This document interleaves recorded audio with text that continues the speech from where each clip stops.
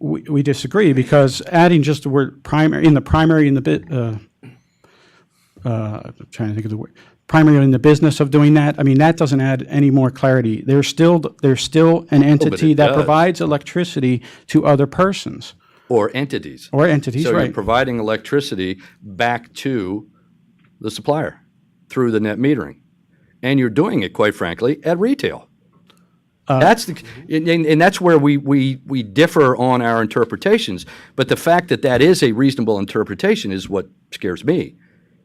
But that's in leaving the definition as is. But that would be an absurd definition, because it would make all net metered customers not.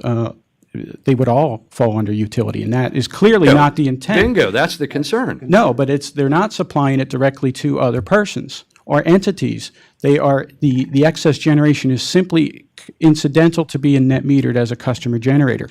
That's the whole point of net metering. It is not. They're not holding themselves out and saying, I'm going to provide this power to each individual customer out there. It's just excess.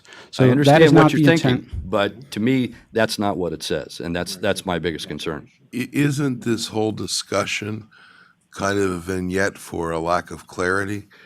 If I understand your position, I'm hearing what my fellow commissioners are saying. Both seem reasonable. Isn't that the problem? Because the consumer, or the person who has to understand this regulation, or at least part of that group, are not going to be a lawyer from the PUC or people as experienced as the commissioners are with these types of issues. We have to think in part about the lowest common denominator, and my goal is to make sure that that person understands what we pass. So to answer those points, I don't believe it does. It is unclear. The entities that are in the wholesale market, EGSs and EDCs, understand this. This is not. It is not that unclear. If we just disagree that it by taking their meaning, it's saying that you're not holding yourself. You're selling the power, but they're not selling the power directly to any other customer. That doesn't add anything, primary business. That would still be a fact-based determination, and this, again, fact-based determination here that the commission would have to make. Would you deem a EDC or an EGC, EGC to be another entity? Say that again?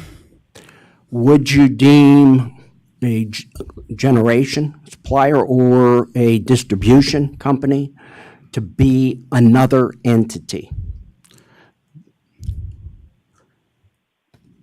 They are, yes, they are another entity, but they're not.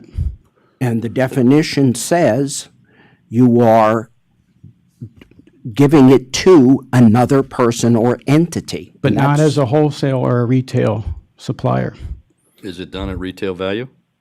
It's done at retail value per the statute. Right. It's incidental.